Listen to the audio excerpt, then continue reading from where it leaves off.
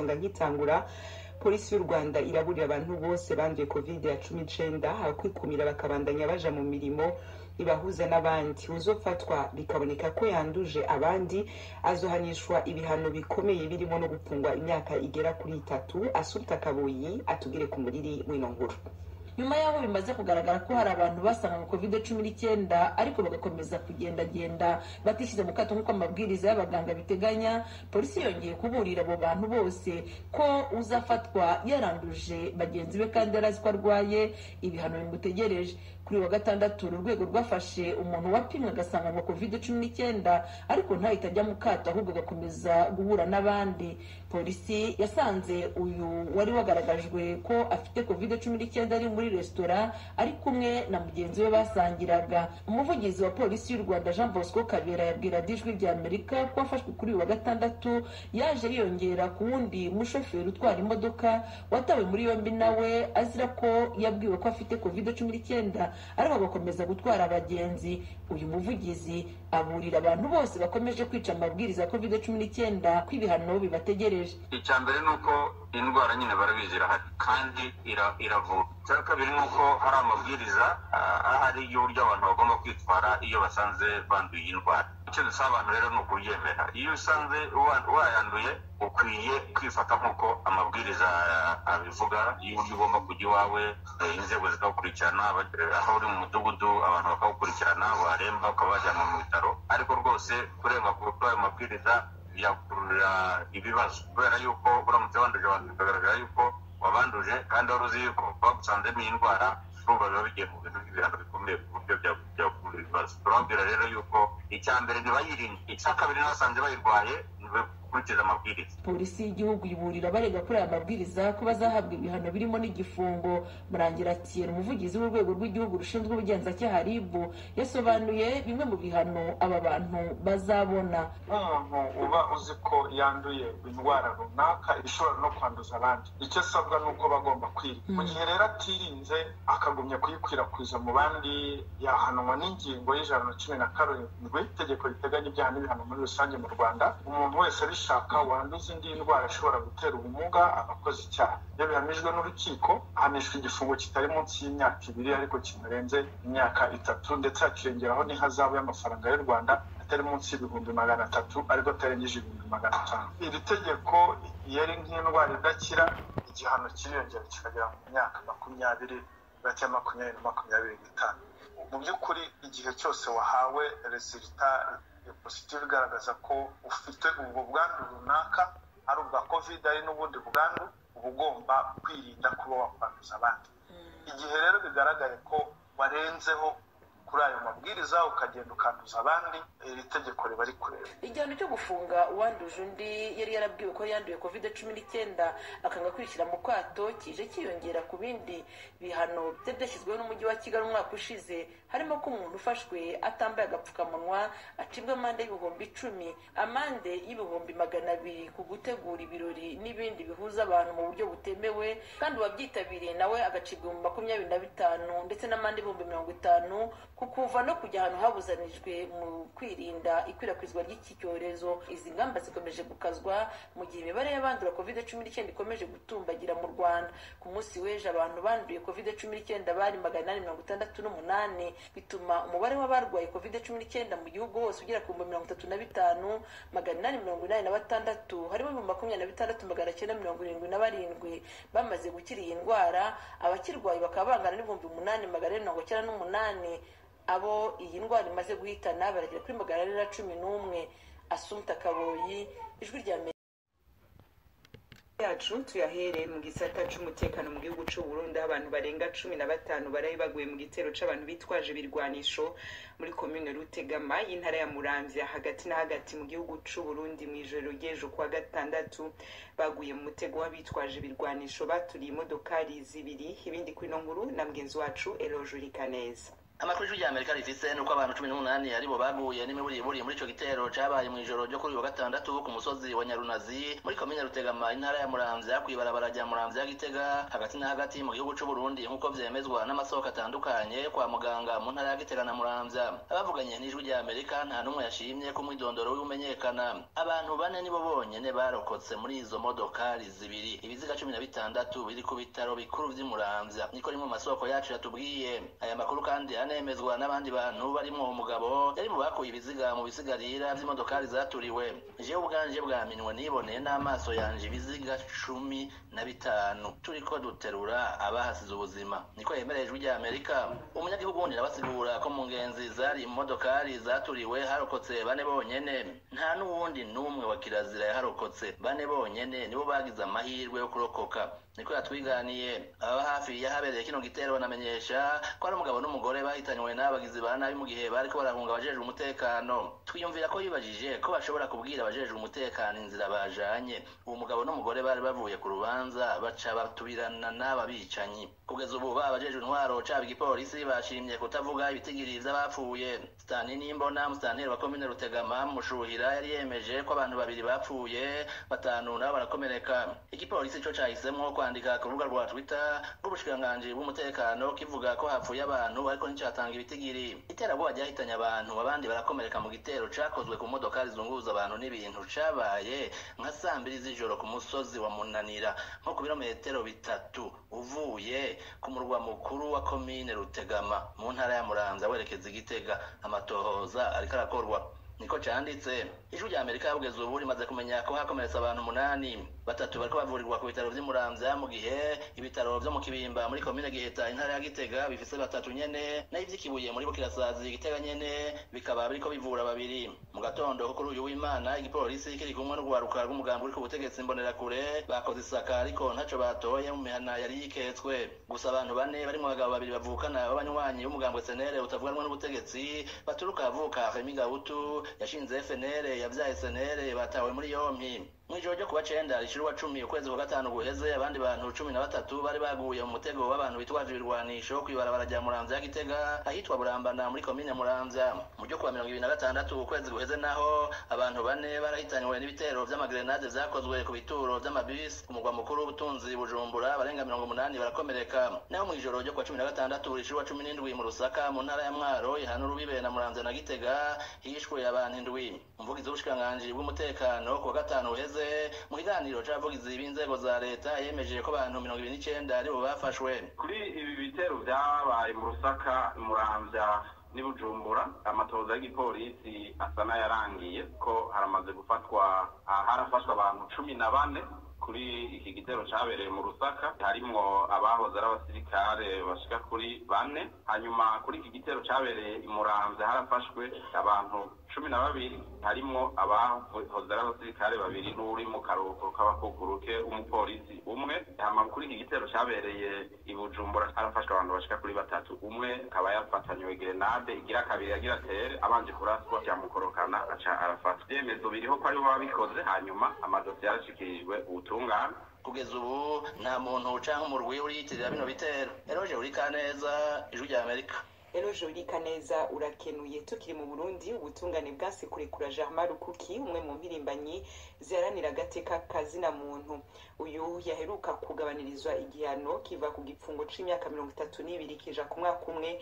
Byari bitegekanijwe ko afungurwa ku munsi wa 5 heze ariko abamwunganira babwira Ijwi ry'Amerika ko habonetse irindi tegeko ribwira ubutwara ibohero rya Ngozi amazemo imyaka 4 apfunzwe kutubahiriza iyo ngingo. Abaranira agateka kazina muntu kimwe n'abahinga mu vy'amategeko bariyamiriza ico bita ihohoterwa rikabije kuko kubgabo uburukuki apfunze binyuranijwe n'amategeko. Umenyesha makuru wacu Pierre Claver Niyonkuru yaduteguriye inkuru ikurikira. Ku munsi wa 5 heze niho intumwa ya Senare nkuru ya Ntahangwa mu gisagara ca Bujumbura igisata c'iyungururizo uwo bita mu gifaransa huissier yaje gushikiriza Germain Rukuki mu ibohero rikuru rya Ngozi urupapuro rumumenyesha ko igihano yakatiwe yakatiwe c'umwaka umwe yakirangije. Ni nyuma yaho iyo sentare igabanirije igihano co gufungwa imyaka 32 kikaja ku mwaka umwe. Umwe mu baburanira Germain Rukuki yabwiye Ijwi ry'Amerika ko hari umunezero udasanzwe kuko bobo co kimwe na bamwe mu muryango wiwe bari bazi ko agira rekugwe agataha. Abamuburanira bagiye mu biro by'ubutwari bohero rya Ngozi. Rukuki yaramazemo imyaka 4 afunzwe gusaba urupapuro rumuha uburenganzira bwo gusohoka billet de l'enregistrement mu gifaransa. Bugingo uyu nawe yariko yitegura kubaha ubwo ruhusha yaciye bamenyesha ko ahawe itegeko n'ubugendozi bukuru bw'amabohero Direction Générale des Affaires Pénitentiaires mu gifaransa rimubwira ko yoba arabangiriye gusohora mu ibohero Rukuki. Kugira tubitahure neza twabajije umwe mu banonosoye ivy'amategeko Maître Gustave Niyonzima ica amategeko avuga iyo umuntu yagabanirijwe igihano. Mu bisanzwe iyo umuntu agabanirijwe igihano bivuye ku ngingo ya sentare akaba yaramaze kurengana iyo myaka sentare ibimuciriye nk'ivyo vya Germain Rukuki yaramaze hafi imyaka 5 apfunzwe hama bakamucira umunyororo w'umwaka umwe. Uwo nawe amategeko uko abivuga aba yaramaze kuwupirija yarawurenze yacare kugwa. Rero buno nyene ico twita iriko prescription nk'uko code de procédure pénale bivuga, abakurikiza urubanza ni parquet baca bategerezwa gukora uko bishoboka byose bakamuha billet de l'enregistrement ikaca afungiwe kugira rekugwe. Sentare y'iyungururizo yari yagize umwere Germain Rukuki ku byaha bitatu arivyo kuja mu midugararo igamije gutembagaza ubutegetsi, guhungabanya umutekano w'igihugu hamwe no gushaka kugirira nabi umukuru w'igihugu. Yamara uwo mugabo yakorera ishame rihana agateka kazina muntu akate Burundi yagumanye icaha kimwe co kugarariza ari naco gihanishwa umunyororo w'umwaka umwe. Uko biri kose iyi ngingo irashobora gusubirwamo n'igisata ca gasamburamanza.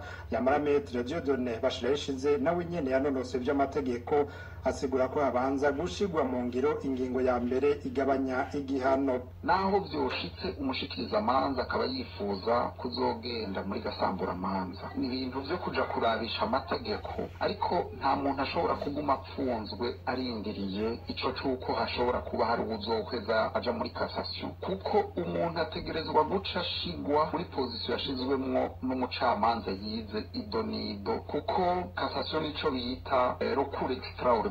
Naho yoba yobakabaye ari ukunguruza, umuntu yategerezwa guca ari kugwa hanyuma akaburana yidegemvye. Maître Gustave Niyonzima aributsa amategeko yahonyanzwe muri iyo dosiye ajanye n'ihonyangwa rikabije ry'agateka kazina muntu. Nta dosiye shasha afise yotuma bamugumizayo, nta zina afise, nta stati n'imwe afise. Dukurikije amategeko penale, la loi penale iravuga amakategori y'abantu bafungwa, abapreveni, abakondane, preveni deteni n'ibindi. Wewe none wumva yo kwitwa ngo iki? Nta n'izina afise ririko afunzwe ico twokwita vagabond en violation de la constitution. Rero n'ibintu umuntu ashobora no kwitwara muri groupe de travail des Nations Unies sur la détention arbitraire. Ni na cas de torture gupfungira umuntu busa atakintu ariko arakora. Subwa mbere haba urekugwa no gutungane maze akagumizwa mw'ibohero. Aha twokwibutsa idosiye yavugishije benshi y'umupfasoni Krista Kaneza afungiwe mw'ibohero rikuru rya Mpimba yagirizwa urupfu rw'umugabo wiwe. Mu kwezi kwa kabiri no mwaka uyu mugore yari yarekuwe na sentare nkuru ya Muhamba gisagara ca Bujumbura. Ingingo imurekura Ijwi ry'Amerika rifitiye ikopi ivuga ko inyuma yo kurekugwa yabwirizwa kutarenga imbibe z'igihugu no kwama yitaba ubutungane avuye muhira ku mvo z'amatohoza y'urupfu rw'umugabo wiwe atanumwaka bari bwamarane bubakanye. Nkuko vyagenze kwa Germain Rukuki, abunganira Krista Kaneza bagiye gutora uwo baburanira mu ibohero rikuru rya Mpimba maze babura uburenganzira bw'uko asohoka billet de l'enregistrement. Gushika n'ubu uwo yari yarekuwe aracafungiwe muri iryo bohero ryo mu gisagara ca Bujumbura.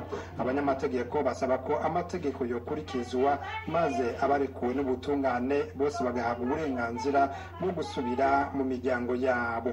Pierre Claver Niyonkuru, Kigali, ku bw'Ijwi ry'Amerika. Ijwi ry'Amerika, Washington DC, mu Kirundi no mu Kinyarwanda. Turabandanya n'amakuru agezeho mu karere k'ibiyaga bigari. None uce ku masonga nkitangura polisi y'u Rwanda iraburira abantu bose banduye COVID-19 kwikumira bakabandanya baja mu mirimo ibahuza n'abandi. Uzofatwa bikaboneka ko yanduje abandi azohanishwa ibihano bikomeye birimo no gupfungwa imyaka igera kuri 3. Assumpta Kaboyi atugire ku muriri w'ino nkuru.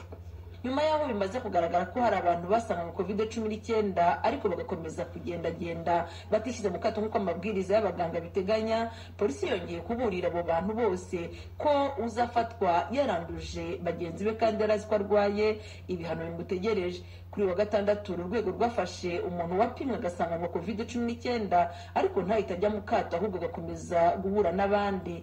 Polisi yasanze uyu wari wagaragajwe ko afite COVID-19 ari muri resitora ari kumwe na mugenzi we basangiraga. Umuvugizi wa polisi y'u Rwanda Jean Bosco Kabera yabwira Ijwi ry'Amerika ko afashwe kuri wa gatandatu yaje yiyongera ku wundi mushoferi utwara imodoka watawe muri yombi nawe azira ko yabwiwe ko afite COVID-19 ariko agakomeza gutwara abagenzi. Uyu muvugizi aburira abantu bose bakomeje kwica amabwiriza ya COVID-19 ko ibihano bibategereje. Icya mbere ni uko indwara nyine barabizi irahari kandi iravura. Icya kabiri ni uko hari amabwiriza ahari y'uburyo abantu bagomba kwitwara iyo basanze banduye iyi ndwara. Icyo dusaba abantu rero ni ukuryemera. Iyo usanze wayanduye ukwiye kwifata nk'uko amabwiriza abivuga y'uburyo ugomba kujya iwawe, inzego zikagukurikirana, aho uri mu mudugudu abantu bakagukurikirana, waremba ukaba wajyanwa mu bitaro. Ariko rwose kurenga kuri ayo mabwiriza byakururira ibibazo, kubera yuko uramutse wanduje abantu bikagaragara yuko wabanduje kandi wari uzi yuko bagusanzemo iyi ndwara, urumva biba bigiye mu bintu by'ibihano bikomeye ku buryo byakurura ibibazo. Turababwira rero yuko icya mbere ntibayirinde, icya kabiri n'abasanze bayirwaye gukurikiza amabwiriza. Polisi y'igihugu iburira abarega kuri aya mabwiriza ko bazahabwa ibihano birimo n'igifungo. Murangira Thierry, umuvugizi w'urwego rw'igihugu rushinzwe ubugenzacyaha RIB, yasobanuye bimwe mu bihano aba bantu bazabona. Nk'umuntu uba uzi ko yanduye indwara runaka ishobora no kwanduza abandi, icyo asabwa ni uko bagomba kwirinda. Mu gihe rero atirinze akagumya kuyikwirakwiza mu bandi, yahanwa n'ingingo y'117 itegeko riteganya ibyaha n'ibihano muri rusange mu Rwanda. Umuntu wese abishaka wanduza indi ndwara ishobora gutera ubumuga abakoze icyaha, iyo bihamijwe n'urukiko ahanishwa igifungo kitari munsi y'imyaka 2 ariko kinarenze imyaka 3, ndetse hakiyongeraho n'ihazabu y'amafaranga y'u Rwanda atari munsi y'300 ariko atarengeje 500. Iri tegeko yari nk'indwara idakira, igihano kiriyongera kikagera mu myaka 20 hagati ya 20 na 25.